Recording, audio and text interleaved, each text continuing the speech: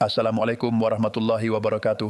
Saudara-saudara sekalian, Bapak dan Ibu yang saya hormati, dari Sabang sampai Merauke, dari kota besar hingga pelosok desa, izinkan saya mengajak kita semua berhenti sejenak, tarik napas, tenangkan pikiran, dan mari kita arahkan perhatian pada satu isu yang belakangan ini begitu cepat beredar, begitu ramai dibicarakan, dan begitu mudah memancing emosi, baik harapan maupun kekhawatiran.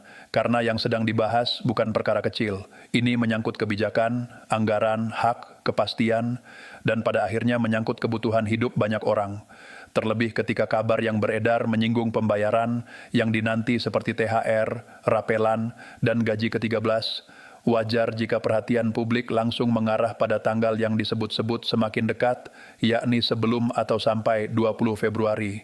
Namun justru di titik ini, kita perlu bersikap dewasa. Kita harus mampu membedakan mana yang sudah benar-benar pasti, mana yang masih berproses, dan mana yang baru sebatas narasi yang terdengar, meyakinkan, tetapi belum punya pegangan resmi. Saya ingin mengajak Anda semua bertanya dengan jujur, ketika sebuah informasi diklaim berkaitan dengan keputusan pemerintah dan berdampak pada jutaan masyarakat, apakah kita cukup puas hanya mendengar sepintas lalu langsung percaya karena judulnya terlihat resmi? Atau kita memilih memahami secara utuh, menelaah dengan tenang, dan menunggu kepastian sebelum mengambil kesimpulan? Pengalaman selama ini mengajarkan satu hal, arus informasi sering bergerak jauh lebih cepat daripada klarifikasi resmi. Pesan berantai menyebar dalam hitungan menit, potongan video beredar tanpa konteks, dan narasi bisa dikemas begitu rapi seolah-olah sudah final. Padahal kepastian tidak lahir dari keramaian, bukan dari viral, dan bukan dari kata-katanya. Kepastian datang dari dokumen resmi, kanal resmi, dan prosedur resmi yang bisa diuji. Belakangan ini, kabar yang beredar mengarah pada kemungkinan adanya kebijakan penting yang disebut-sebut akan diperjelas atau diumumkan sebelum atau sampai 20 Februari.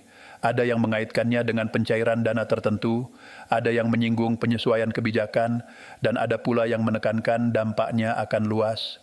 Di tengah gelombang kabar itu, muncul narasi yang lebih spesifik.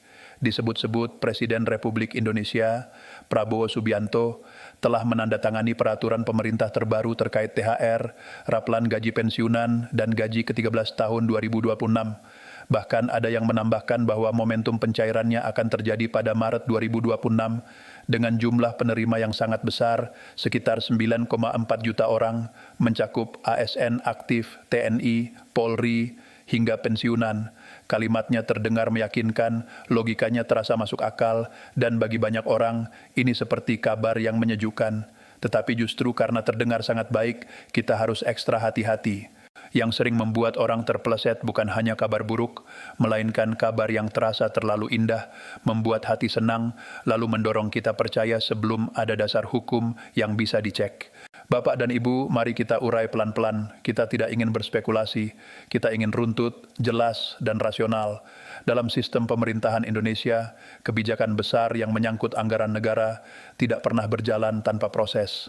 Ada tahapan yang harus dilalui, perencanaan dalam kerangka APBN, pembahasan lintas kementerian, sinkronisasi dengan lembaga pelaksana, sampai akhirnya ditetapkan dalam bentuk peraturan pemerintah atau aturan teknis lain yang mengikat. Setiap langkah punya mekanisme, setiap mekanisme punya dokumen, dan setiap dokumen meninggalkan jejak administratif.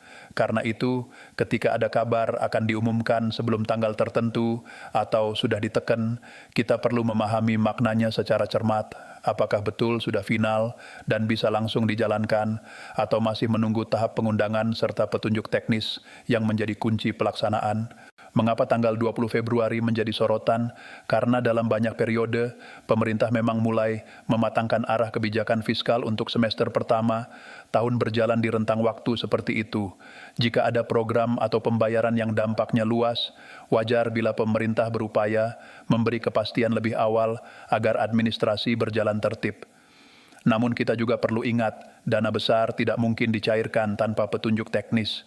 Keputusan nasional tidak mungkin dijalankan tanpa dasar regulasi yang bisa dipertanggungjawabkan. Dan lembaga pelaksana tidak mungkin menyalurkan dana dalam skala besar tanpa rujukan aturan yang jelas. Inilah mengapa sikap rasional itu penting. Jangan panik, jangan terburu-buru menarik kesimpulan, tetapi juga jangan menutup mata. kita menempatkan diri sebagai warga yang cerdas, menunggu sambil memantau sumber resmi. Sekarang kita masuk ke inti yang paling sering ditanyakan, khususnya oleh Bapak Ibu para pensiunan. Pertama, tentang THR. Bagi pensiunan, THR bukan sekadar simbol. THR adalah napas tambahan menjelang Ramadan dan Idul Fitri. Kebutuhan rumah tangga cenderung meningkat, harga bahan pokok sering bergerak, kebutuhan kesehatan tidak bisa ditunda, tagihan tetap berjalan, dan banyak keluarga menyusun rencana keuangan berdasarkan waktu pencairan yang jelas. Kedua, tentang rapelan. Kata rapelan terdengar menggembirakan karena seolah ada hak yang dibayarkan sekaligus. Namun rapelan bukan hadiah. Rapelan pada dasarnya adalah pembayaran atas selisih atau hak yang tertunda, biasanya karena penyesuaian yang berlaku surut atau karena proses verifikasi yang membuat penyaluran tidak bisa serentak. Maka pertanyaan yang harus muncul secara logis adalah, raplan yang dimaksud raplan apa? Berlaku surut sejak kapan? Berdasarkan kebijakan apa? Tanpa penjelasan semacam itu, istilah rapelan bisa menjadi kabur dan menumbuhkan ekspektasi yang tidak tepat. Ketiga, tentang gaji ke-13. Dalam praktik tahun-tahun sebelumnya, gaji ke-13 sering memiliki jadwal yang berbeda dari THR. Gaji ke-13 kerap dikaitkan dengan kebutuhan pendidikan, sehingga waktu pencairannya tidak selalu bersamaan dengan THR.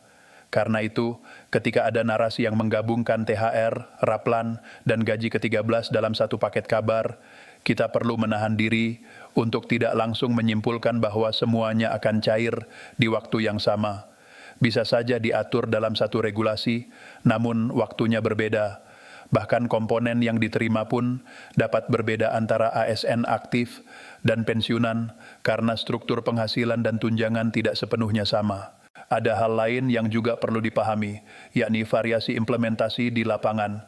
Narasi yang beredar kadang menyebut perbedaan antara ASN pusat dan ASN daerah, termasuk soal komponen tertentu seperti tunjangan kinerja dan penyesuaian sesuai kemampuan fiskal daerah. Ini menggambarkan bahwa pelaksanaan kebijakan bisa punya nuansa berbeda. Sementara itu, untuk pensiunan, kelancaran penyaluran sangat bergantung pada lembaga penyalur, ketepatan data, validasi rekening, serta sinkronisasi administrasi. Jadi, kita tidak cukup berhenti pada kata akan cair.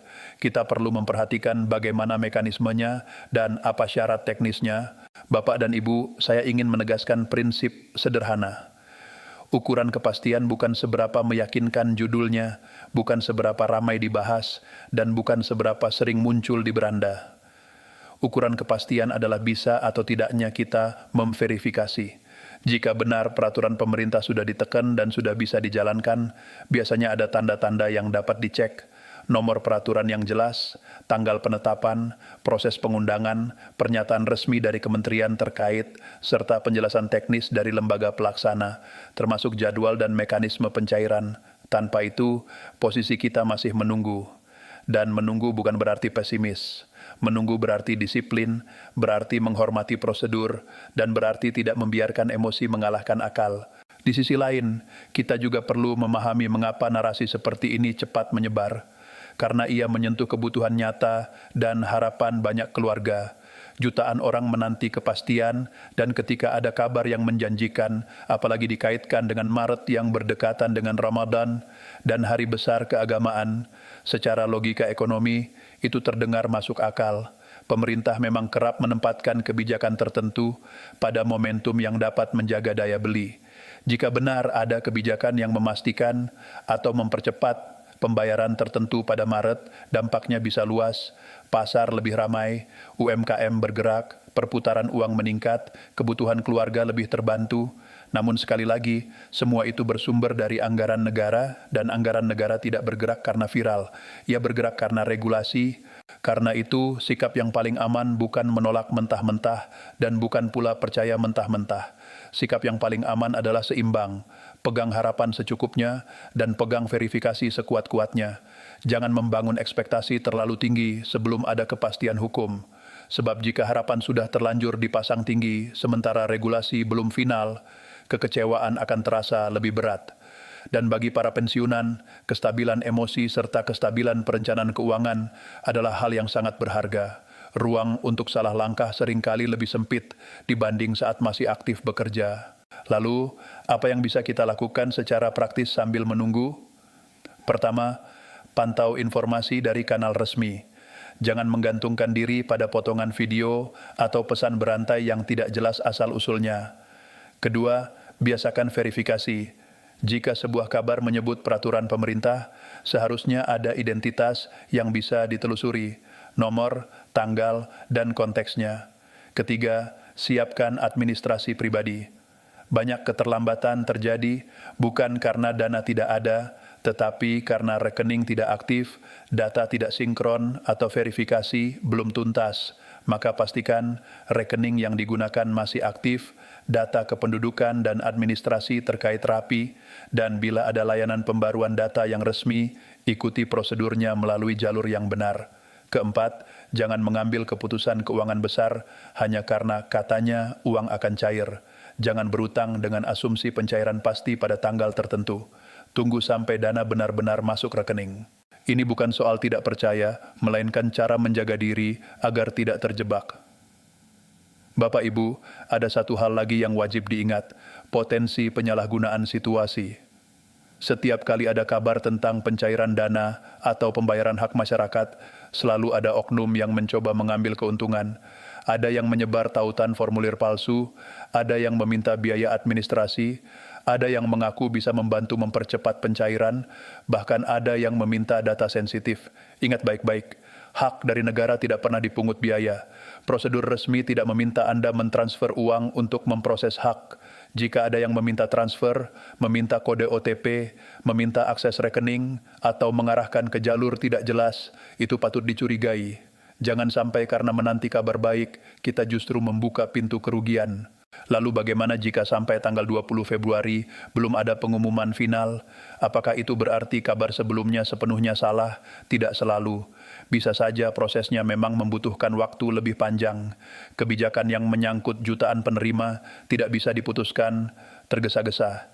Ada pertimbangan penerimaan negara, proyeksi belanja, kondisi ekonomi, stabilitas fiskal, serta banyak indikator lain yang menjadi bagian dari keputusan. Jadi, tidak adanya pengumuman pada tanggal tertentu tidak otomatis membatalkan kemungkinan adanya kebijakan. Itu hanya berarti kita belum sampai pada tahap kepastian. Dan sebaliknya, jika sebelum tanggal tersebut ada pernyataan resmi yang jelas, maka kita menyambutnya dengan tenang dan penuh rasa syukur, karena akhirnya ada pegangan yang bisa dijadikan dasar. Saya ingin menutup pembahasan ini dengan pesan yang mudah diingat. Hak yang memang menjadi milik Anda tidak akan hilang. Negara bekerja dengan sistem, kebijakan berjalan dengan aturan, dan kepastian selalu datang melalui jalur resmi, bukan melalui kabar angin. Maka sampai ada pengumuman yang benar-benar bisa diverifikasi, mari kita lakukan 3 hal sederhana namun penting. Pantau sumber resmi, verifikasi sebelum percaya, dan siapkan administrasi pribadi agar tidak terhambat masalah teknis.